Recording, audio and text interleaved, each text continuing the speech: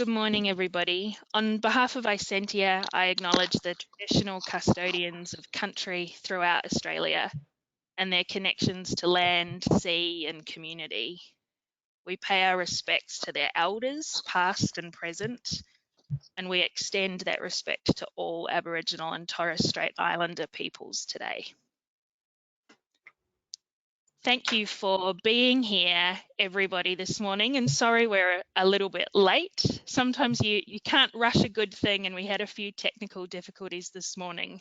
But I'm so honoured and happy and looking forward to this conversation that we're going to have today, talking about effective cross-cultural communication. And before we get into the meat of the discussion with these amazing panelists, I just wanted to do a little bit of housekeeping at the top of the session. So we have muted the microphones for everybody today who isn't a panelist, and we've done that to reduce a little bit of background noise, but it definitely doesn't mean that we don't want to hear from you today. We'll have time at the end of this webinar for your questions. So the best place to put those questions is on the GoToWebinar panel on the right-hand side of your screen.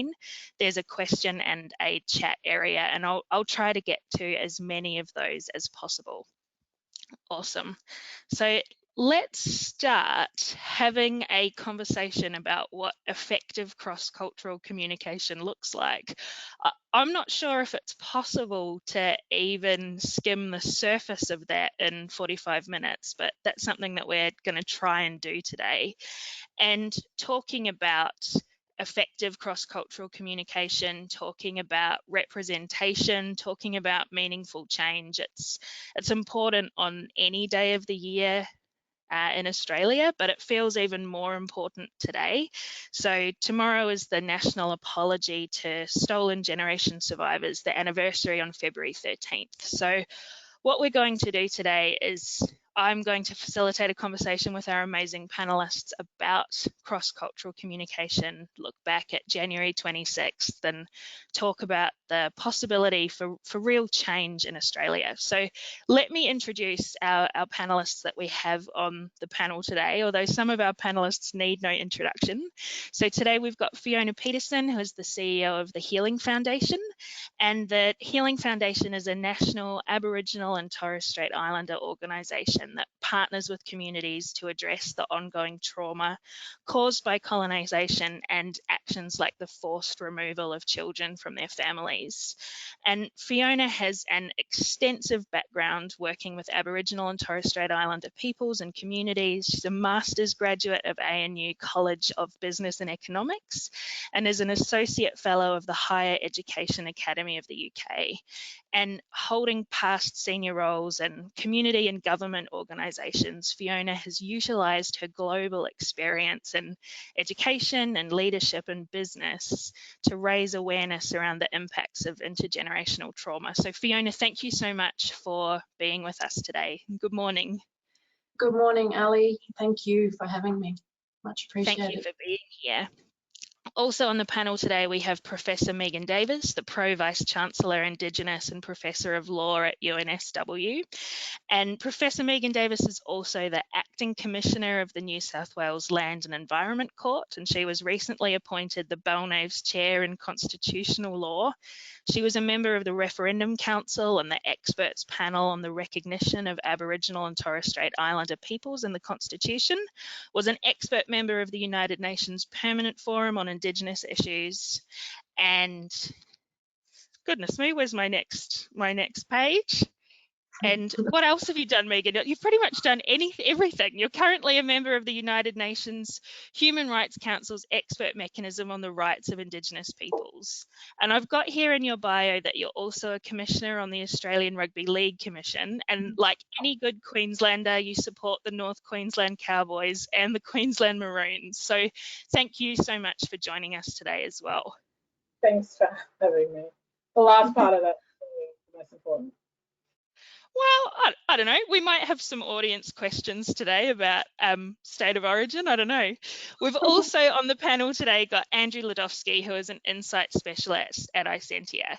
So Andrew is an experienced media analyst, and in his role at Isentia, he works with our clients to understand risks and opportunities in the media cycle. Started his career as an economic analyst before branching out into the media management as well as SEO, product development for the industry research firm IBISWorld. He has a passion for media and the impact on business and the role that media plays in culture and decision making. So thank you, Andrew, for joining us as well. And good morning. Thanks, Ali. All right. I feel like everyone on this panel is so impressive that it's taken me 10 minutes to read everybody's bios. But reflecting on the skills and the experience that we have on this panel, I hear so many esteemed storytellers working in so many different avenues for meaningful cultural change. And Fiona, the Healing Foundation, you work with stolen generation survivors, and something that I'm really interested in is the work that you do providing a place of safety where those survivors and their families can tell their own stories. And that's something I'm interested in hearing more about. Telling your own stories means being in charge of your own healing. Are you able to share a little bit with us today around the link between storytelling and healing intergenerational trauma? Yeah, look, it's one of the most important things about the work that we do, storytelling. There's so much power in it because people are moved to act. And our organisation has a story where we were set up after former PM Kevin Rudd's apology to stolen generation survivors. But the story of our organisation, we have this. Our mandate is from this this report called Voices from the Campfire. So survivors thought our organisation is something important, long overdue, because it had been a long time since the Bringing Them Home report, and not a lot had happened. In fact, a lot had worsened for our communities. But so the Voices from the Campfire was a report based on a national consultation where community members said, yeah, this is what the Healing Foundation should do. This is how they should do it. And so that's something really important. And one of the things it says in there is that we keep walking alongside our survivors, their descendants, and the communities that survived, that stolen generations were taken from as well. And all our work is based on those stories that we hear, that we're privileged to hear, that are gifted to us to do the important work that we do. And so what we know from stories is that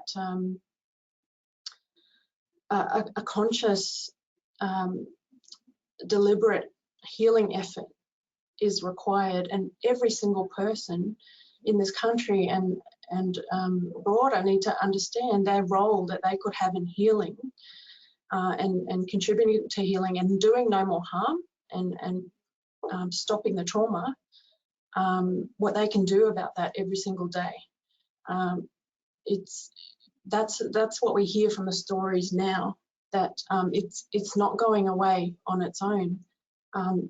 There needs to be this more deliberate, conscious effort to say, look, this is why things are the way they are, and unless we change it, and significant change, not band-aids, this is like getting to the root causes, the origins of the trauma, then we're not going to heal this nation. So really powerful voices. And we did the first ever whole of jurisdiction healing strategy, and it was in Queensland, yeah, and I'm a proud Queenslander too. But we in a short time frame, we spoke to we divided Queensland up into 5 regions. We spoke to over 430 Aboriginal and Torres Strait Islander peoples. We had a knowledge holders group of experienced healing elders and other leaders. And we're really proud of that work. We've brought the voices through from storytelling to a strategy. And the strategy resembles the voices, reflects the voices. The strategy is tell the truth, stop the trauma, heal through culture, communities decide, and walk alongside. So powerful, it's their voices, it's our voices as Aboriginal and Torres Strait Islander Queenslanders, and it needs to happen now. Something that I'm hearing so strongly in the way that you speak about that healing and the work that you do is the power of combined voices and the power of Aboriginal and Torres Strait Islander voices coming together.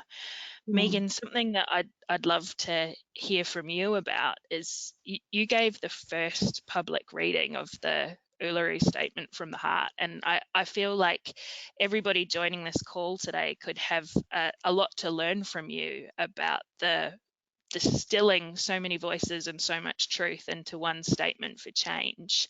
For anyone on the call who isn't familiar with the Uluru Statement, would you be able to tell us a little bit about that and what you're doing with that statement? Yeah, for sure. And hi to Fiona. Hey, Megan. So the Uluru Statement from the Heart really, I think, was something that was issued by First Nations at a meeting, a constitutional convention in 2017. So it came after about a decade of work on constitutional recognition. And when I say work, I say the Australian government, or should I say it's the all of the parties at a Commonwealth level had agreed that Australia should recognise Aboriginal and Torres Strait Islander peoples in the Australian Constitution. We're one of the few countries in the world probably that have not provided any substantive recognition to First Nations peoples. So we don't have treaties and we don't have any constitutional recognition, like, for example, Canada. And so there's been this decade-long process where governments run now, as of today, 9 processes in 10 years. 6 processes in 10 years, about 9 or 10 reports. So it's a lot of work that's been done on getting the nation to the point of recognition.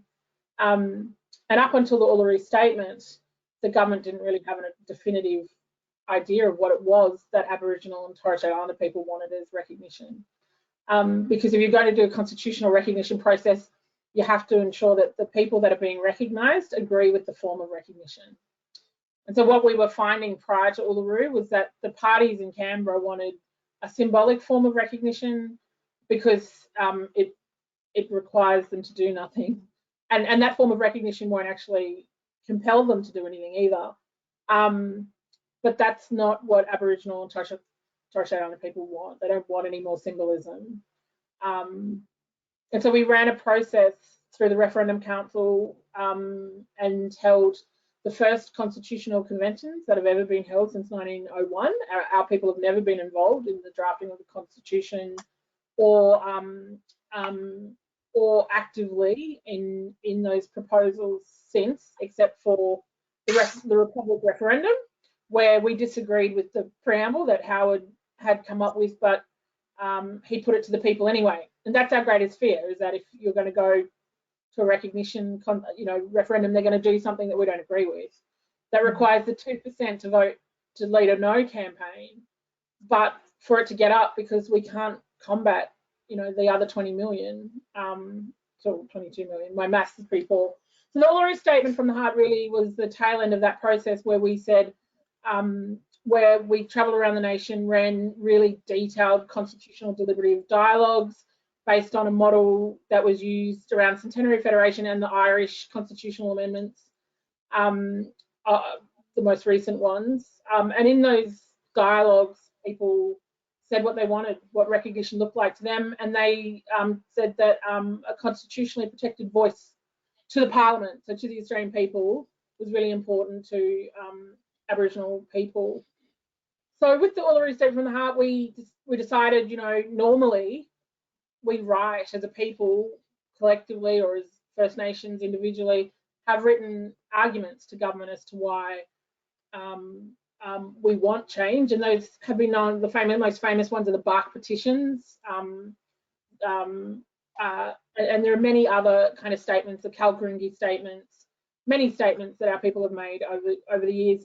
So we went to write it, and then we realised, you know what, this isn't going to happen unless we engage the Australian people, because it's us working with the Australian people that will lead to change. And so we wrote a letter, really, a letter to the Australian people, and we issued it as an invitation for Australians to accept and walk with us in this journey, because we know that politicians are actually really fearful of the Australian people, so they're really scared of running a referendum, and partly because they say they're worried that it will fail, and that's just become a cognitive blocker to doing anything. We say we're like the Republicans, right? If it fails, then you try something else and you go again, but we don't expect it to fail, and the polling shows it won't fail. But what we've found in working with Canberra over 10 years is they don't really know who the Australian people are. That's why they're scared. So we say we live among Australian people, we're Australian too, and therefore we set out a logic. And so in terms of that kind of communication, we had to work out, you know, how's the way we talk amongst ourselves, but how you articulate things to the Australian people when they come off a kind of lower level of knowledge about who we are and what our problems are and how you fix them and how we live and all of those things. And that's really what the Uluru Statement from the Heart is. It's an argument to the Australian people why this form of recognition is a worthy form of recognition for them to get behind. And in it we allude to child removals, historical child removals, temporary child removals, incarceration, and all of the kind of structural powerlessness that we say is driven by that lack of recognition. And so it combines, you know, quite poetical lines, but with the pragmatism of what we want, which is to empower our people structurally, and then end with asking Aussies to walk with us, as we say, in a journey of the Australian people for a better future. And it's had a huge impact, you know, on Australians who sometimes in robust political debate feel like they can't contribute for fear of being accused of being racist or taken out of context. It really is I think, a very sophisticated call to action for Australians. We know race relations are messy, and we know there'll never be an end point, right? But we've coexisted on this continent for a long time. People are born here, people fly here and live here, and a big part of the generosity, and Fiona would know this, you know, as a kind of relative, well, I was junior constitutional lawyer when I started this process, but a bit old now, 10 years later. But our old people are really generous. They're generous about sharing this country with Australians, and they really want some peace for the country. It's not healthy for the country to not have these matters resolved. And so they were really at the core of this kind of very generous, loving gesture of friendship and peace, which is the Uluru Statement. And I think it got a little bit of recognition around the toxicity of Australia Day, because some people were like, look, fighting over this, but there's this thing that was offered 3 years ago and no one's taking, you know, Aussies might be taking up the Uluru, you know, and walking with us, but politicians are still scared of it. And that's what it is. It's a sign of peace. We just want Aussies to vote yes at a referendum. We've got all sides of politics in terms of the judiciary, former judiciary, High Court judges, the Law Council of Australia. It's a fair, plausible reform that's not going to, the sky's not going to fall in if we recognise our voice. So we've got all our ducks in a row, but it's the timidity of Canberra that's really the hold up. And so that's the power of that. I think that statement is how Aboriginal and Torres Strait Islander people have chosen to speak to the Australian people through this document. Yeah, absolutely. And calls for peace and healing and such generosity and telling that story is what I'm hearing. Megan, you referred before to the toxicity around Australia Day or January 26th, and that there is an alternative. There is an alternative of peace and healing and recognition. Andrew, you've been looking at some of that media coverage around January 26th. Are you able to briefly share with us what you are seeing? Are you seeing any of that possibility of peace and constitutional reform and healing that Megan's talking about reflected? Yeah, I think it's, it is such a beautiful message and it's so unifying. And I think it is reflected sometimes even in the negativity that is something that people are looking for. But definitely the structure of the media environment and the social media environment isn't always conducive to that. And when we look at the traditional media, there's definitely been a big jump in conversations about constitutional reform. It doubled roughly this year. But at the same time, the discussions around January 26th and changing the date and Invasion Day, those almost quadrupled.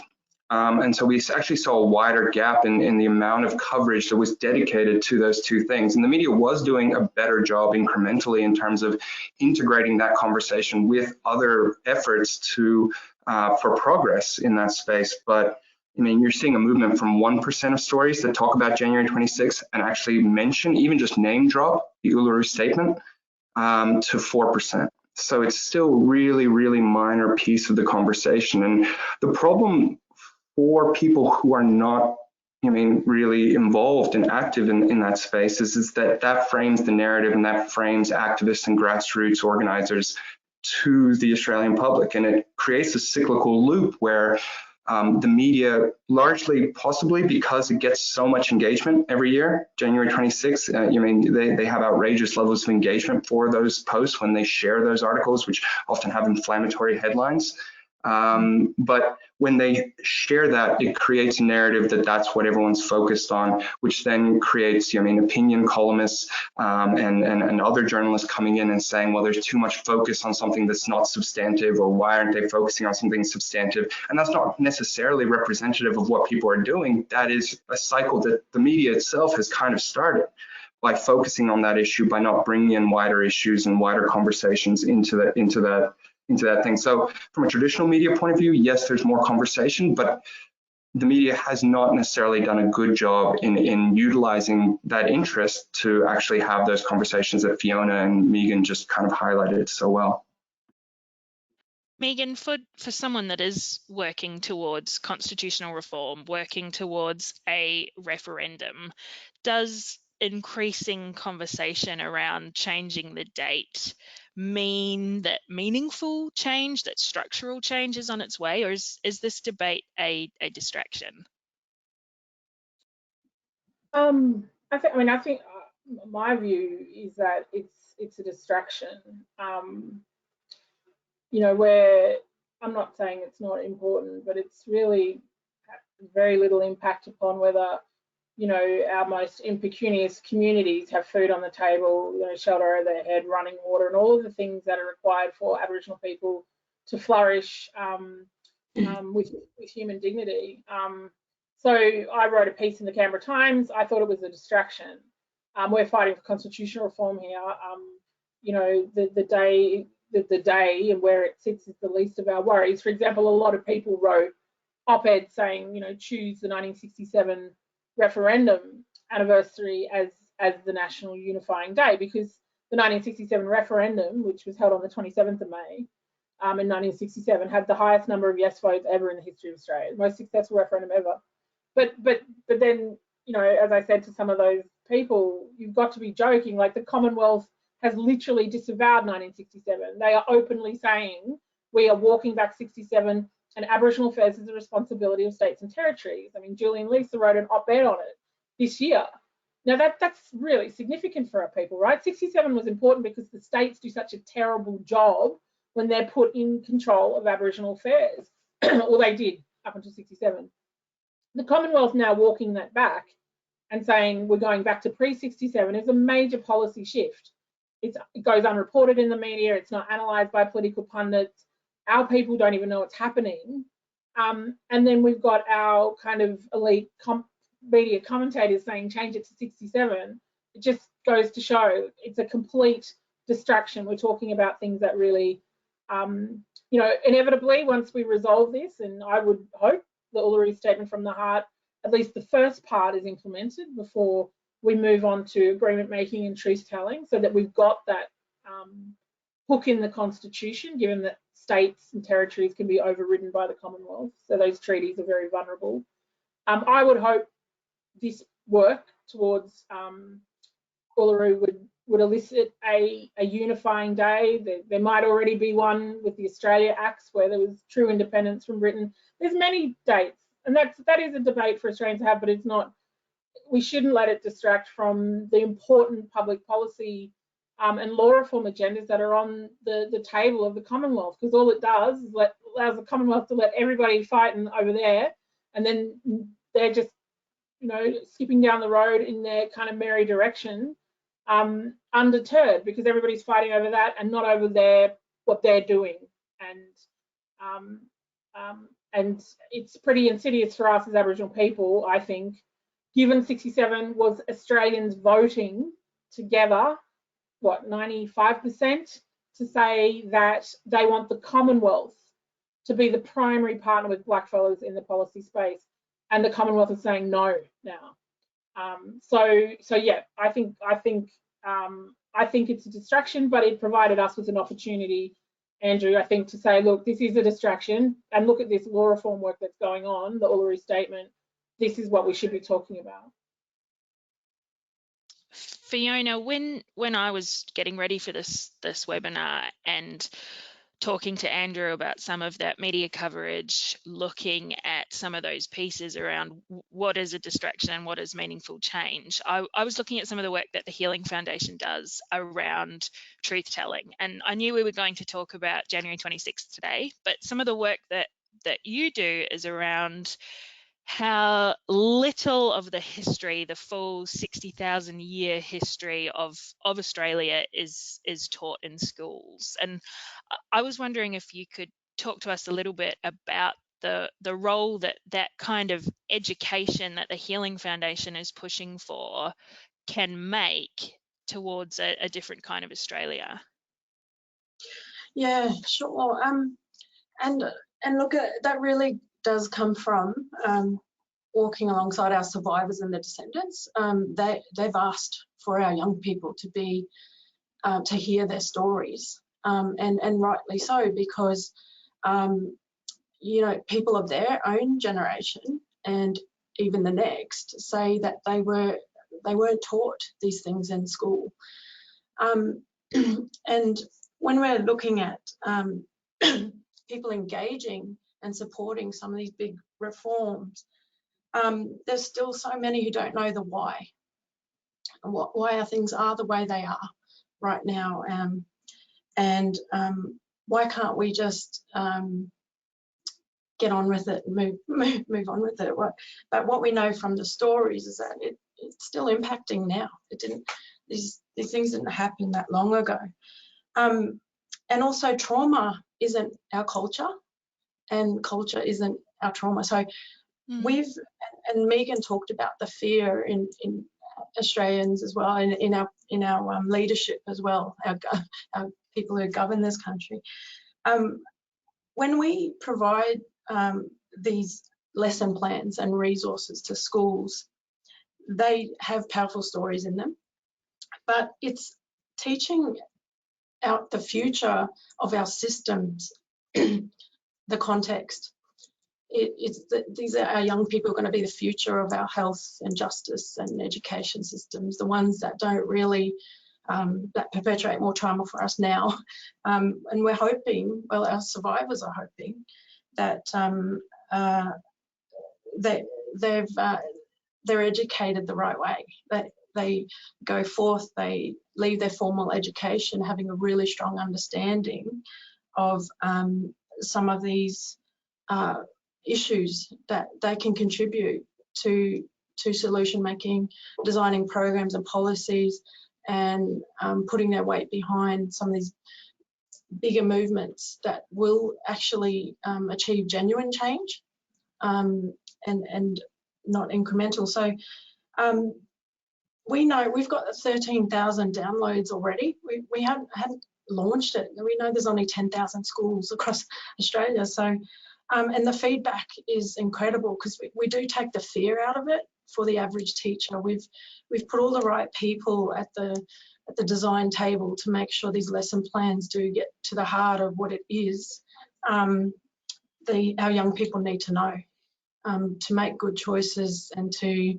really understand, like I said earlier in my comments, exactly how they can contribute each day to the healing of survivors and their descendants. Absolutely, and knowledge is power. Stories are power. Elevating those voices are power. And on this webinar today, our audience is primarily made up of people who might be working in a comms role or a PR role, and they've come along to learn from this panel around how they might be able to do better. What could they do to communicate more effectively across cultures, to incorporate history into their present? Something that I'd love to throw to both you, Fiona, maybe I'll ask you first and then ask for your thoughts, Megan, is what does that effective communication across cultures look like? What doesn't it look like? Who's doing it well? We've seen from the start of this year already discussion around racism with Eddie Maguire from Collingwood, with discussion around change the date, constitutional reform. We know that discussion around racism and a decreasing tolerance for structural racism is on the agenda. It's only February. So for those communicators on the call today who are operating in that environment, they're here today with a desire to reflect and possibly change some of the things they're doing. What does that look like? What are the challenges, Fiona? What advice would you have for anybody on the call today? Yeah, it's really comes down to how you communicate, I think, and I think one of the things I wanted to add about schools and young people being exposed to the right information is our own young people feel empowered when they read the Uluru Statement. That's when they see that trauma isn't Aboriginal or Torres Strait Islander. Trauma is a human experience. The origins of trauma come from colonisation for our communities. We know that the evidence is all there. And that's another important part of the knowledge that people need to understand, and how contemporary traumas are caused by historic ones. But so there's that empowerment of our young people too, and ensuring that our younger mob feel that they can set the two aside as well. You know, there's trauma over here, there's culture here. Culture, if we're restoring and we're reconnecting to it, we know this, the evidence is there. What we've always known is that there are elements of our culture that keep us safe and well, and they always have. So for survivors and their descendants, there's reconnecting, restoring is what helps with the healing. But also those positive interactions with the systems. And it's just not happening. In fact, it's causing that contemporary trauma. What it looks like when it's happening well is when it's human to human. And I love how the Uluru Statement was given to the people, because it's human to human. So when we have healing forums and we, at the end of that process, we come up with healing priorities and strategies and solutions for the community. It's not just for the Aboriginal and Torres Strait Islander peoples in that community. We get everyone in there, everyone. And in a matter of days, people are on the same page about how trauma has impacted that location, those people, that population, those services, those and we work together from that same page, and that's why we get everybody putting their shoulder to the wheel with objectives and actions against strategies and healing priorities. So it's really powerful. But in that process too, you get our survivors and their descendants feeling heard, feeling validated, listened to, and that people understand them and they want to do right by them and right some of these wrongs of the past. So that's when it's done well. And there's the messaging for us that gains the greatest traction is the one of we humans, every human being has a central nervous system that can be impacted by traumatic events, right? And unresolved, that it will keep happening. It will compound for any human, but so for Aboriginal and Torres Strait Islander people, the origins of that trauma are different. Like I said, that's the message that gains the most traction with us, because our central nervous system also knows how to protect us and keep us safe. With our mob, all those things were in culture. All those things were in culture that kept us safe and well. And I don't have time to go into all of them here, but that's what when people walk alongside each other in those forums, as an example, they hear about those things, they understand how important it is to prioritise those things, and there's a different energy in those communities going forward. But the momentum needs to be there. Too often we have a change in leadership or a change in staff members in a really important service, so that you've got to keep re-engaging and re-enrolling people into the effort.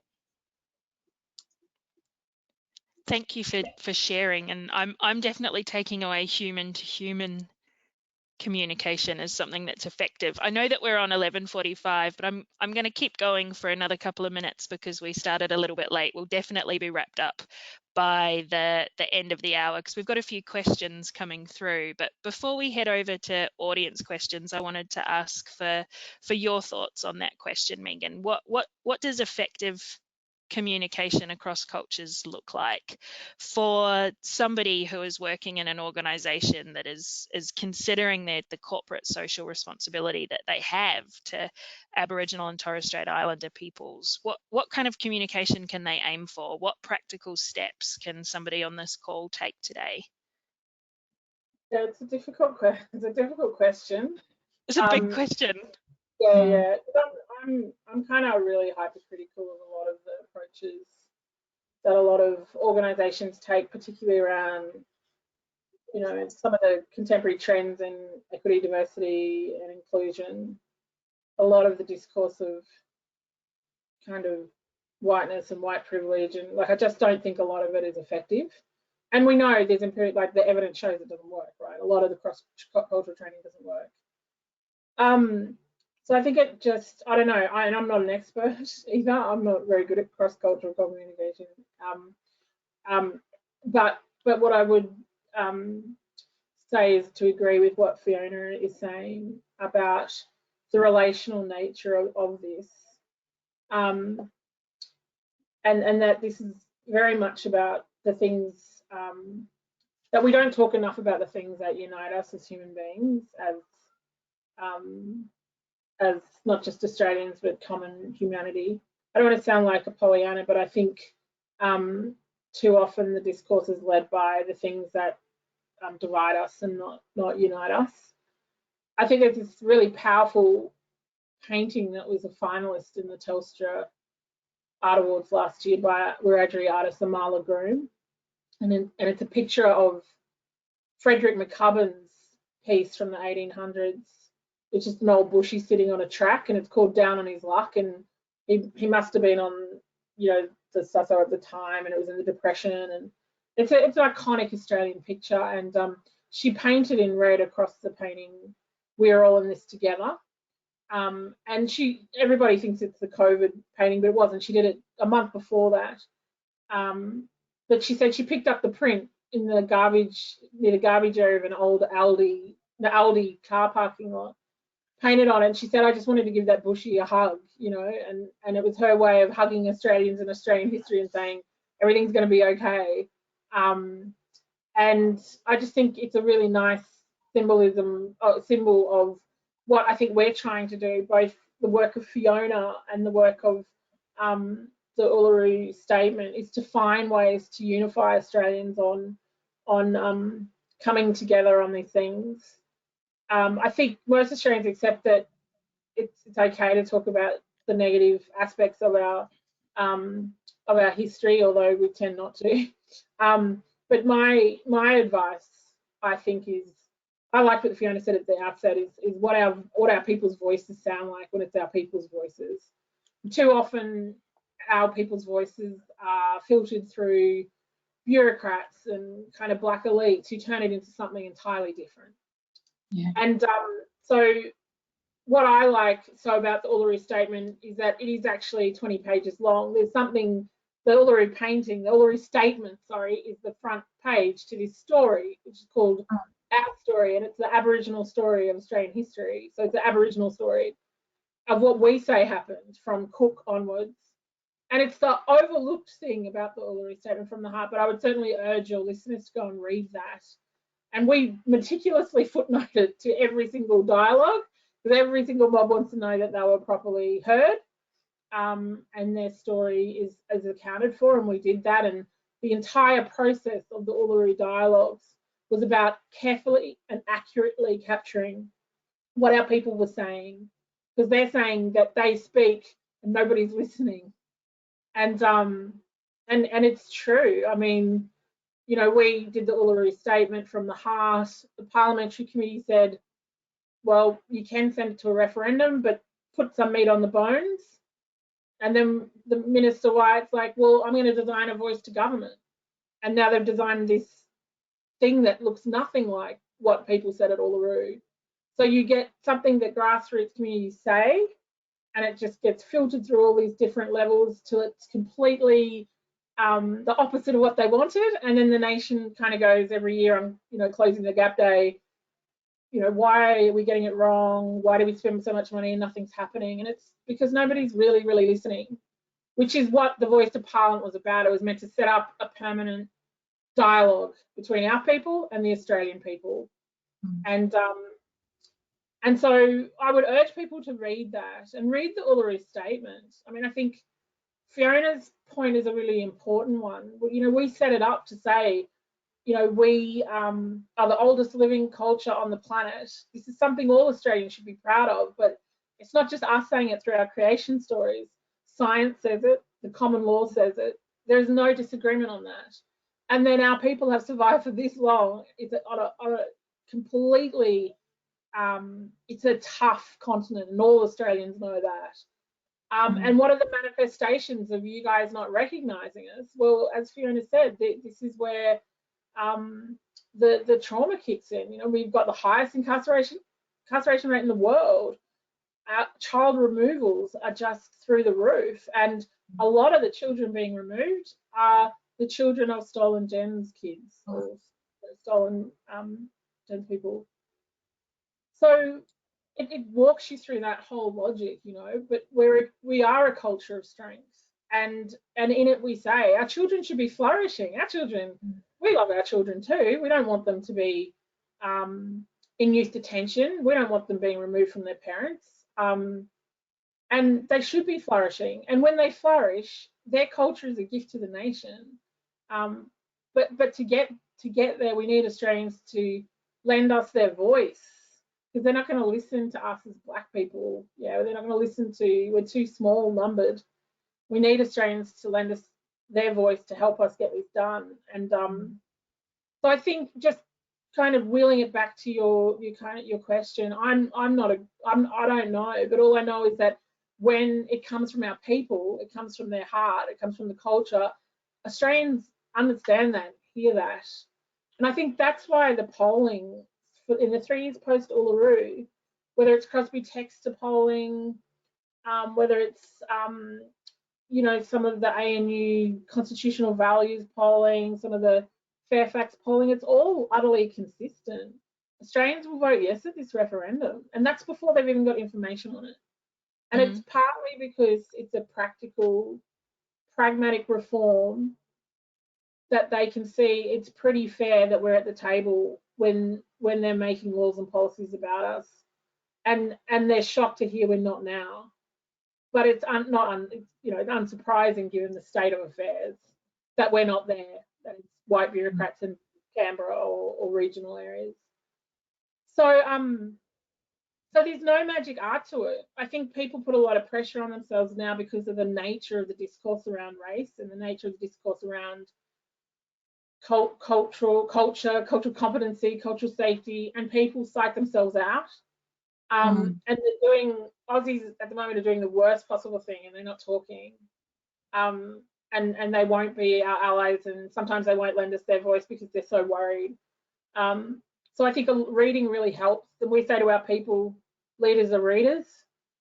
So reading our stories are an important thing. But I think just deeply beginning to understand the creation of the Australian state really matters. It helps Australians understand just what's gone on in a structural sense. And so there's a proliferation of kind of first contact histories.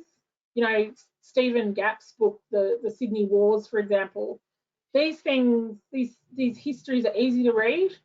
You know, Aussies can read it in a weekend or over a week or longer. But seeking out this information and informing yourself really helps to place this situation, because it's not, you know, it's not cross-cultural in a way, it's their culture too. This is what happened. We're all in it together, right? So it's not us talking across cultures. We were One all of in it. the questions we've had coming through, and I am going to try and get to one or two questions before we wrap up, was saying how magnificent the work that Fiona does educating children and asking where adults can learn. And Megan, I reckon you just mind melded and answered that question around reading the stories following on from the Uluru Statement, some of the books you mentioned. Really quickly, would there be anything that you would add to that, Fiona, around where adults can find out about that history, that long history of Australia and Aboriginal people? Yeah, look, we've got a number of interactive tools and resources on our website, but we also started the first ever healing portal, which is hosted by Health InfoNet. And so, yeah, you'll find a lot. For example, we've got a history of trauma and healing in the country, so you get to see what's happened. And then we've also mapped institutions, so where survivors were removed to, and you know, it gives us really good data. So we know, for instance, the most institutions are in WA, and you know, the numbers align with that, because we know nearly half of the population of Aboriginal and Torres Strait Islander people in WA were either removed or had a parent that was removed. So a lot of tools and resources like that tell you the way things are right now, but also the lead up as well. Yeah. Awesome. Thank you for sharing. This potentially might be the last question we get to, and I'm going to throw it to you, Megan. Jess has asked for, if anyone on the panel has any advice for those who get pushback from senior leaders who want this kind of process to go faster.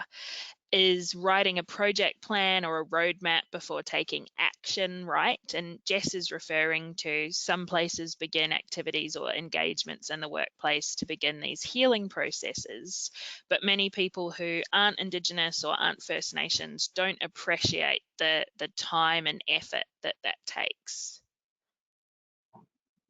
Do you have any advice on that one, Megan, as someone who has been working for a really long time towards constitutional change?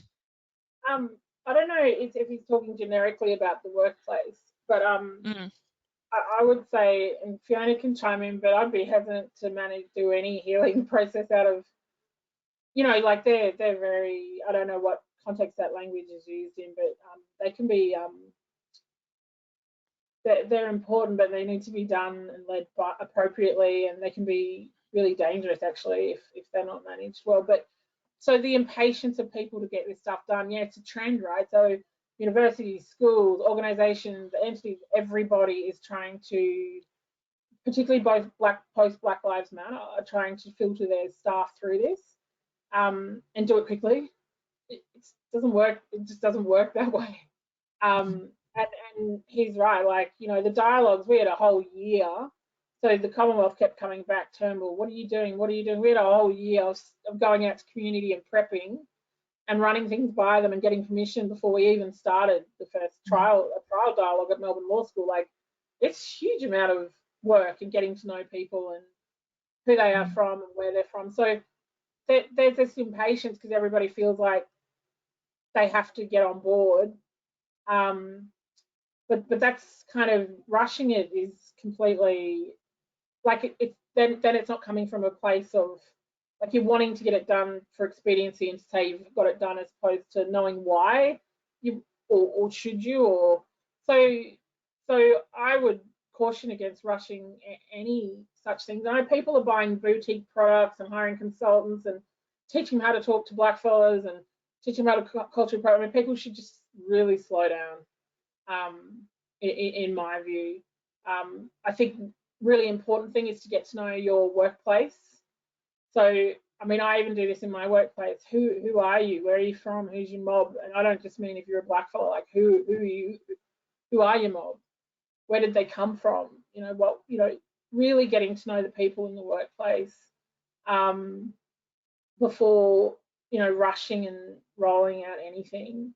And it's hard. It's a bit like how acknowledgements have become token, right? So we're doing all of these acknowledgements across the country, which are just, you know, Migloos are now throwing in emerging leaders, which is not a culture, like we didn't invent that. That came from white bureaucracy. Now they're throwing in anything, right? They'll throw in Black Lives Matter. They'll throw in anything into acknowledgements. And the frustration from our side is everybody wants to do acknowledgements now, but they won't structurally recognise it in the Constitution. So you'll give us the crumbs, but you won't give us anything substantive. And I think it's a bit similar with that, like all of this kind of token activity around being culturally, you know, there's all this rushing to do that and to say, to tick your box and say to your board or say to whoever your stakeholders, oh, you know, we've done that training. But beneath the surface, you just got to kind of, you know, some staff feel it's token, some feel it's resentful that they should even have to do it, and others kind of, okay, like most Aussies are affable and will go along with that stuff and are okay, you know, good about that stuff. But you've got to, but it can be counterproductive, yeah, and lead to nothing really. And then people wonder why, you know, why things aren't changing, why, you know, Collingwood's got bad race culture and, you know, the gorge was blown up. People wonder why all this stuff happens and they've got all of the kind of infrastructure of cultural appropriateness and none of it works. But at the end of the day, I agree with Fiona, it's all relational. This is all about humans talking to each other, and that's why we ran dialogues, not consultations, not facilitation. We banned facilitators. It had to be mob who knew mob. And it's all about us talking to the Australian people. It has to be human, otherwise it's just doesn't work and it's not durable. Thank you. I know that we're now officially over time, but Fiona, I thought I'd ask if there was anything that you wanted to add to what Megan was just saying before we wrap up a really important conversation that I feel like we could probably keep having for several more days, if not hours. No, I just support that, the slowing down and being considered and measured and taking advice. And you know, we've got a very small budget at the moment to do what we do, and I like to talk about going workforce by workforce, sector by sector, till it's system by system, to give everyone that trauma-aware, healing-informed lens. So I think there's a lot of work people need to do to find out more about it, what it actually means. That some of these words get thrown around, and when someone, like Megan says, when someone wants to undertake a healing process, there's so much to it, and there is a bit of risk there. But yeah, we welcome anyone to approach us and ask us about how we do things. Like I said before, it's in the how. Yeah, and also there's some brave stuff that needs to happen too, where you don't know what the outcome is, but if you engage in the right hows, the right processes, you'll get to a beautiful outcome, like the Uluru Statement, and like some of the healing movements we're having in communities. That's a really good point to end on, actually. It's true. When it works, it can be really beautiful, and that's what dialogue does, you know, and that's what Uluru was. It was historic because our mob don't always agree on everything. But the respectful way the dialogue had been done meant it just resulted in this really beautiful outcome from all the people. And so when it works, it's really stunning and should be able to transform a nation, right? Yeah. Awesome. Thank you so much. I agree. Wonderful point to end on. And we do still have quite a few people who have some quite tactical questions about the hows. So I'll make sure that if you've asked a question today, I'll get a record of those, and we'll follow up with you and link you up with some of our panelists today, or other places that you can get some practical advice. But thank you so much, Andrew. Thank you, Fiona. Thank you, Megan, for joining and for talking with me today, and for all of our listeners about the power of dialogue and the hows and leading to something really beautiful. I really appreciate it. I really appreciate your time, and I appreciate everyone who's tuned in today. So I'm going to end the session. We're officially over time, but thank you so much to our panelists and to our audience today. I really appreciate it. Thank you. Thank you. Bye. Thanks. There you go.